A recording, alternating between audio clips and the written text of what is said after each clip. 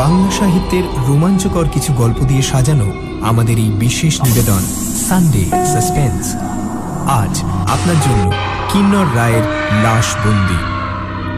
কিন্নর রায়ের জন্ম 1953 সালের 6 নভেম্বর।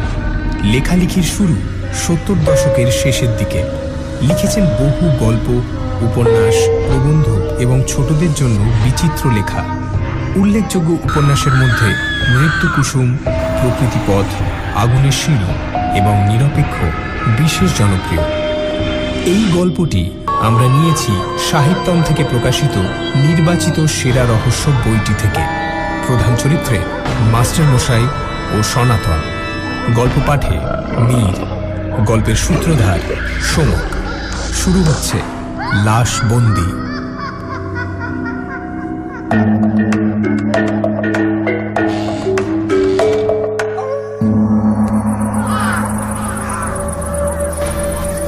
তখন সন্ধে হয়ে আসছিল।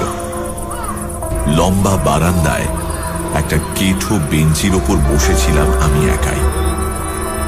আমার ডান দিকে একটা এবড়ো খেবড়ো আধ ভাঙা পাঁচিল, ওর পেছনে কয়েকটা মেটে ঘর, কচুরি পানাওয়ালা এঁদো ডোবা কাঁচা নর্দমা।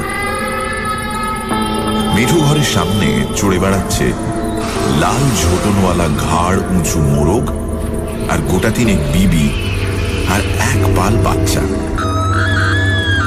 একটি সুখী শুয়োর পরিবার কাদা খোঁচাচ্ছে কাঁচা নর্দমায়। খুঁটোয় বাঁধা একটা ছাগল। রোদটা পড়ছে। কার্তিকের মাঝামাঝি ছোটবেলার সাথে দৌড়ে সামাল দেয়া যায় না। আমার সঙ্গী দুজন আশেপাশে কেউ নেই। আমার পেছনে বিস্তীর্ণ মাঠ, একটা পচা ভ্যাপসানি গন্ধ চারধারে। গা গুলোয়। গন্ধটাকে চাপা দেবার জন্য একটা সিগারেট জ্বালি।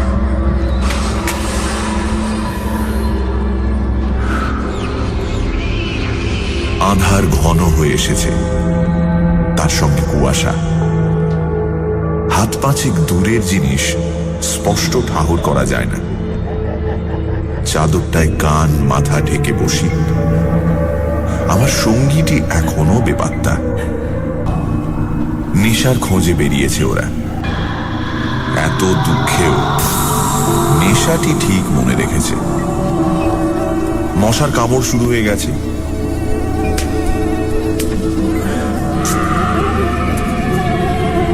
ভালো করে চাদর মুড়ি দিয়ে সিগারেটটায় শেষ টান দিয়ে ফেলতে যাব, ঠিক তখনই আগুন আছে নাকি কথা? ঘাড়ের পেছনে অমন ফ্যাস ফ্যাসে গলার আওয়াজে ভেতরে একটু চমকে উঠলাম।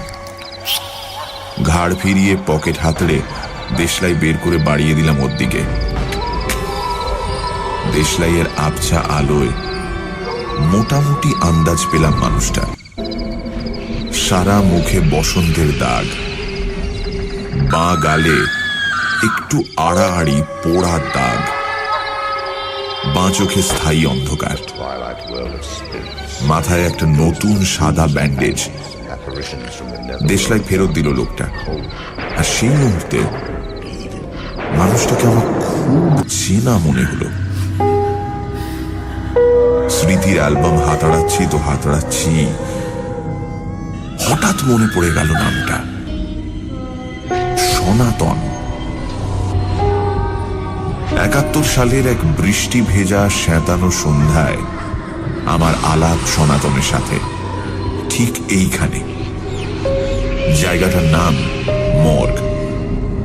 গেঁয়ো লোকেরা বলে চেরাই ঘর। প্রবীরের লাশ নিতে এসেছিলাম আমি।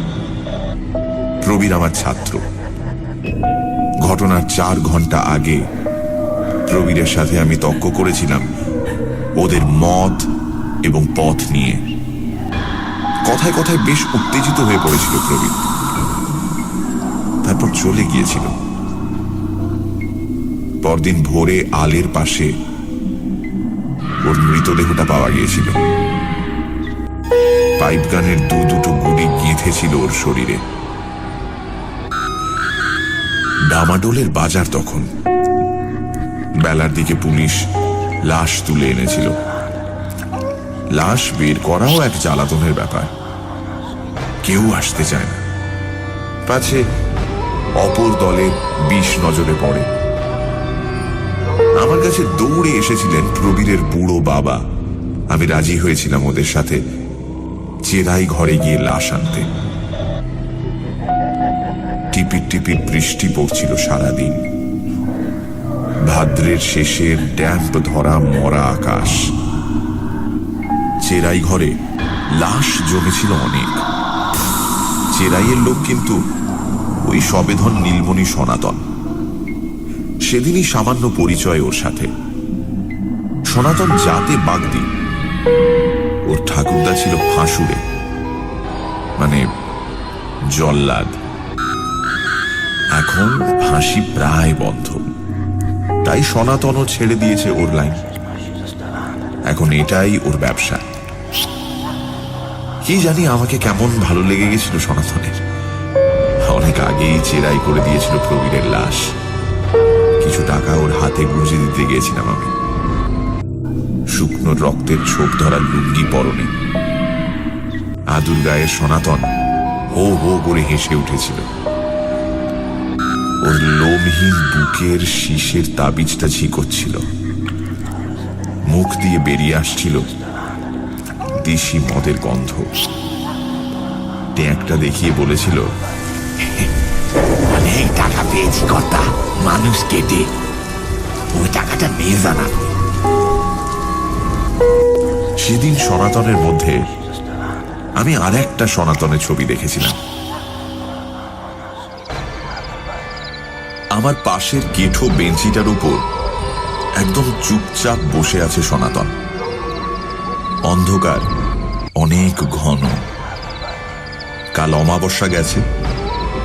আকাশে কাস্তের মতো প্রতিপদের এক ফালি বাঁকা চাঁদ। এখানে এখনো কেউ আলো জ্বালেনি। আজ বোধহয় লোডশেডিং। পাঁচিলের ওপাশে এখন জোনাকির মেলা। দূর থেকে ভেসে আসছে ঝিঝির বিষণ্ণ কোরাস। সামনে অন্ধকার লাশঘর, দরজা ভেজানো, একটা গা ছমছমানি ভাব। বিন্দের বউয়ের লাশ নিতে এসেছি আমরা। আমি, বিন্দে আর বিন্দের শালা নটবর। ভরাট জোয়ান শরীর বিন্দের বউয়ের। কেন যে ফলিডল খেলো কেউ জানে না। কাক ভরে বিন্দের চিৎকার আর দরজা পেটাপিটিতে ঘুম ভেঙে বাইরে আসতেই পায়ের ওপর উবুড় হয়ে পড়েছে বিন্দে। বাসন্তী বিষ খেয়েছে, বাসন্তী বিষ খেয়েছে। কথাটা তীরের মতো মাথায় বিঁধল। বাসন্তী মানে বিন্দের বউ। আছাড়ি পিছাড়ি কান্না বিন্দের। ওর মুখ থেকেই শুনলাম পরশু নেশা করে বাড়ি ফিরেছিল বিন্দে অনেক রাতে। রাতে বিছানায় শুয়ে বউয়ের গায়ে হাত দিতেই ফোঁস করে উঠেছিল বাসন্তী। বলেছিল, কোন সাহসে নেশা করে আমার গায়ে হাত দাও তুমি? নেশা করা নষ্ট মেয়ে মানুষের ঘরে থাকলেই তো পারো। একে নেশার ঝোঁক, তার উপর অপমান। সেই রাতেই চেলা কাঠ দিয়ে পিটিয়েছিল বিন্দে বাসন্তীকে।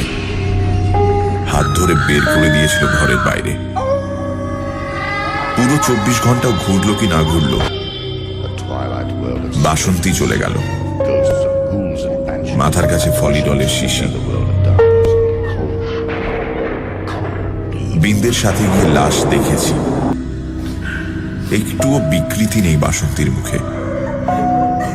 কপাল জোড়া, ভোরের সূর্যের মতো সিঁদুর, লাল পাড় শাড়ি, দিব্যি হাসি হাসি ফোলা ফোলা মুখ। থানায় খবর দেওয়া হলো। তারপর সেখান থেকে লাশ চেরাই ঘরে। বিন্দে আর নটবরের কোনো পাত্তা নেই। যত জ্বালা হয়েছে আমার। লাশ ঘরের ভ্যাপসা গন্ধটা ঘুরে ঘুরে আসছে। লোকটার সাথে আলাপ করা দরকার। লোকটা যদি সনাতন হয়। বুকে সাহস এনে ডাক দিলাম, সনাতন, সনাতন। একটু চমকে ঘাড় ফেরালো মানুষটা। আমি সনাতন, আবতার পঞ্চু মাস্টার। সনাতন একটু চুপ করে রইল, কি যেন ভাবলো মনে মনে। তারপর বলল, মাস্টারমশাই, আপনি? কি ব্যাপার? কে গেল আবার? আর বলো না ভাই, গাঁ ঘরের যত ছেঁড়া ঝামেলা পোয়াতে হচ্ছে। যেহেতু আমি মাস্টার মশাই, না সিগারেট খাও। সিগারেটে একটা শুকটান দিয়ে সনাতন বললে, দিনকাল বড্ড খারাপ মাস্টারমশাই। টাকা পত্রের রোজগার নেই একেবারে। লাশটা সার আসে না বললেই চলে। দেখো ভাই, একটু হাত চালিয়ে কেটে কুটে দাও, লাশ নিয়ে পালাই। বলতে বলতে 5টা টাকা বের করে সনাতনের হাতে দিলাম। সনাতন না বলল না। বুঝলাম 70 আর 75-এর মধ্যে ফারাক অনেক। সিগারেটটাই পরপর কয়েকটা টান দিয়ে ওটাকে পাঁচিলের গায়ে ছুঁড়ে ফেলে দিল সনাতন। তারপর উঠে বলল, দেখি মাস্টারমশাই, যাই আপনার মালটা কেটে কুটে বানিয়ে দিই। সনাতন সামনে এগিয়ে গেল, দরজা ঠেলে ঢুকলো ভেতরে। আবছা দেখলাম একটা লণ্ঠন জ্বলছে ঘরের ভেতর।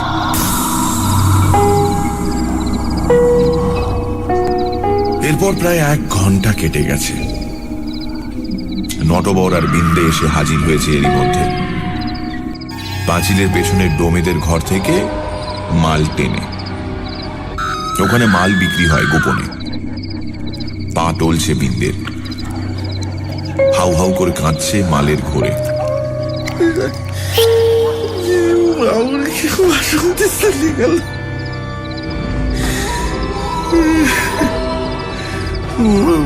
ভালো ছিল গো, ভালো ছিল, ভালো ছিল বউটা।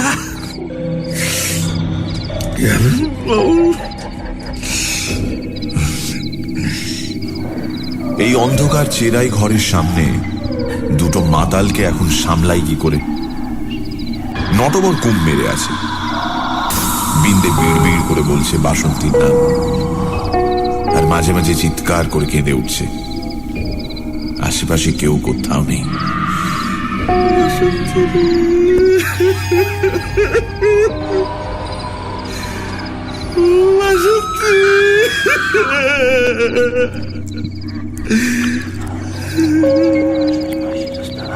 সময় পার হয়ে যাচ্ছে দ্রুত। সনাতনের কোনো সাড়া শব্দ নেই। সাহসে ভর দিয়ে উঠলাম আমি। ওরা দুজন বেঞ্চির উপর বসে। আধ ভেজানো দরজার ফাঁক দিয়ে দেখা যাচ্ছে লণ্ঠনের ম্লান আলো। কি করছে সনাতন এতক্ষণ ধরে? ডাক্তারও তো এখনো এলো না। কখন লাশ নেব আর কখনই বা পোড়ানো হবে?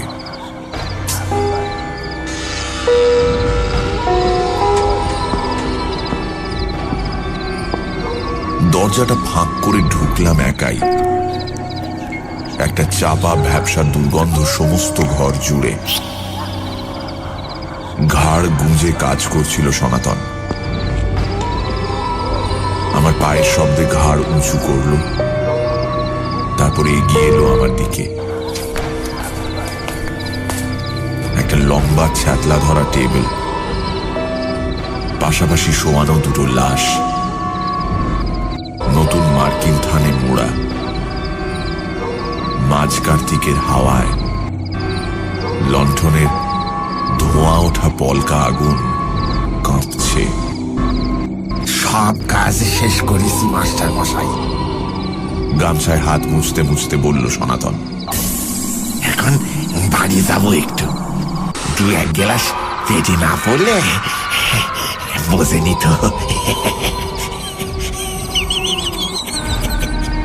এক চোখে মিচকি হাসলো সনাতন। আপনি আপনি দাঁড়ান একটু, ওই ডাক্তারবাবু এলেন বলে। কি মাস্টারমশাই, দেখবেন নাকি লাশটা এবার? হ্যাঁ, কাটাকুটি করে কেমন খোলতাই হয়েছে। সনাতন আমার দিকে ঘুরে প্রশ্ন করল। ওর চোখে ঠাট্টার রেশ। আমতা আমতা করে আমি বললাম, না থাক, একই লাশ, তার উপর আবার মেয়ে ছেলে। দেখেন না কাটার পর কেমন, দেখেন দেখেন না, দেখেন একবার, একবার দেখেন। বলতে বলতে আচমকাই সনাতন তুলে দিল মার্কিন থানের ঢাকনা। আমার মাথায় সমস্ত আকাশ ভেঙে পড়লেও বোধহয় আমি এত অবাক হতাম না। কাপড়ের তলায় শুয়ে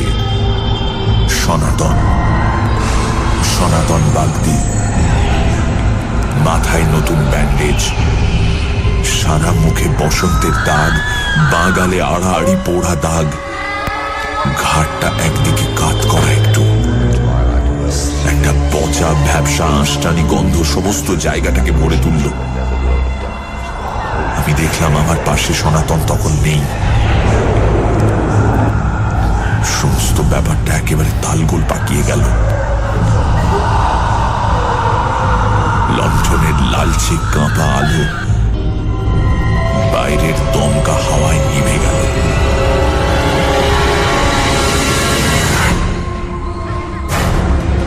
লাশ কাটা ঘর থেকে দৌড়ে বেরোতে গিয়ে আমার গলা চিরে শুধু বেরিয়ে এলো,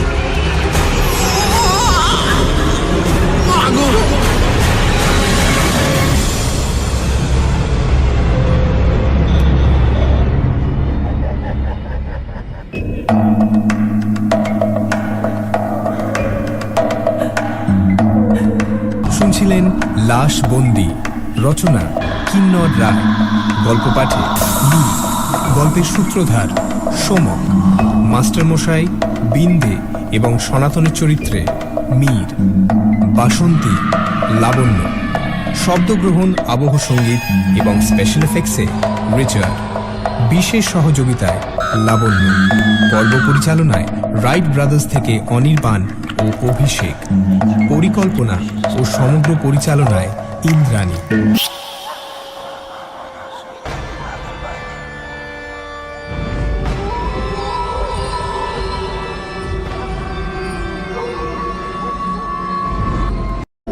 দরজার ফাঁক দিয়ে দেখা যাচ্ছে লণ্ঠনের ম্লান আলো। কি করছে সনাতন এতক্ষণ ধরে?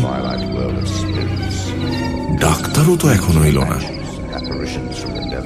কখন লাশ নেব আর কখনই বা পোড়ানো হবে?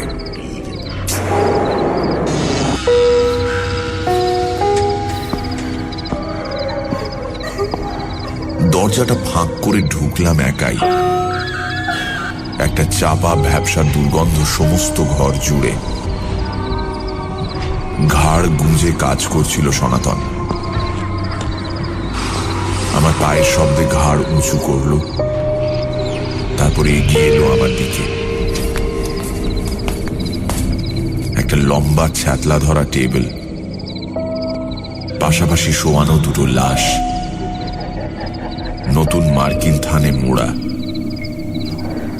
মাঝ কার্তিকের হাওয়ায় লণ্ঠনের ধোঁয়া ওঠা পলকা আগুন কাঁপছে। সব কাজ শেষ করেছি মাস্টার মশাই। গামছায় হাত মুছতে মুছতে বলল সনাতন। এখন বাড়ি যাবো একটু, দু এক গ্লাস পেটে না পড়লে বোঝে নিত। এক চোখে মিচকি হাসলো সনাতন। আপনি আপনি দাঁড়ান একটু, ওই ডাক্তারবাবু এলেন বলে। কি মাস্টারমশাই,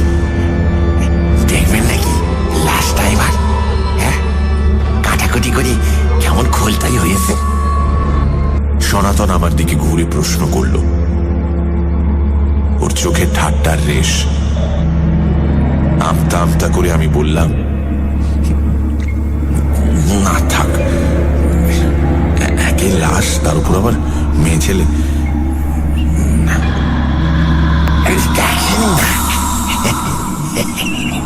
কাটার পর কেমন দেখেন দেখেন না, দেখেন একবার দেখেন, একবার দেখেন। বলতে বলতে আচমকাই সনাতন তুলে দিল মার্কিন ধানের ঢাকনা। আমার মাথায় সমস্ত আকাশ ভেঙে পড়লেও বোধহয় আমি এত অবাক হতাম না। কাপড়ের তলায় শুয়ে সনাতন বাগদি, মাথায় নতুন ব্যান্ডেজ, সারা মুখে বসন্তের দাগ, বাঁগালে আড়াআড়ি পোড়া দাগ, ঘাটটা একদিকে কাত করা, একটু একটা পচা ভ্যাবসা আঁশটানি গন্ধ সমস্ত জায়গাটাকে ভরে তুলল। আমি দেখলাম আমার পাশে সনাতন তখন নেই। সমস্ত ব্যাপারটা একেবারে তালগোল পাকিয়ে গেল। লণ্ঠনের লালচে কাঁপা আলো বাইরের দমকা হাওয়ায় নিভে গেল।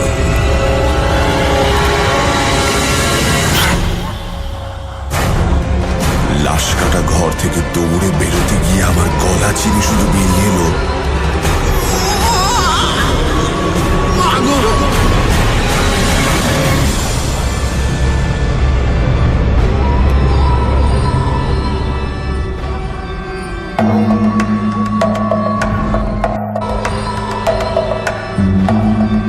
শুনছিলেন লাশ বন্দি, রচনা কিন্নর রায়, গল্প পাঠে মীর, গল্পের সূত্রধার সোমক, মাস্টারমশাই বিন্দে এবং সনাতনের চরিত্রে মীর, বাসন্তী লাবণ্য, শব্দগ্রহণ আবহ সঙ্গীত এবং স্পেশাল এফেক্টসে রিচার্ড, বিশেষ সহযোগিতায় লাবণ্য, পর্ব পরিচালনায় রাইট ব্রাদার্স থেকে অনির্বাণ ও অভিষেক, পরিকল্পনা ও সমগ্র পরিচালনায় ইন্দ্রাণী।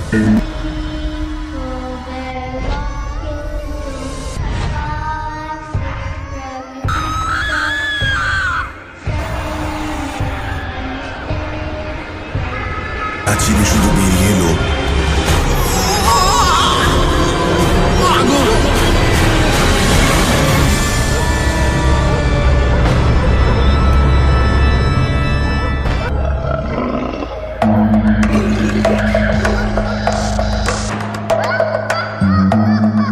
শুনছিলেন লাশ বন্দি, রচনা কিন্নর রায়, গল্প পাঠে মীর, গল্পের সূত্রধার সোমক, মাস্টারমশাই বিন্দে এবং সনাতনের চরিত্রে মীর, বাসন্তী লাবণ্য, শব্দগ্রহণ আবহ সঙ্গীত এবং স্পেশাল এফেক্টসে রিচার্ড, বিশেষ সহযোগিতায় লাবণ্য, পর্ব পরিচালনায় রাইট ব্রাদার্স থেকে অনির্বাণ ও অভিষেক, পরিকল্পনা ও সমগ্র পরিচালনায় ইন্দ্রাণী।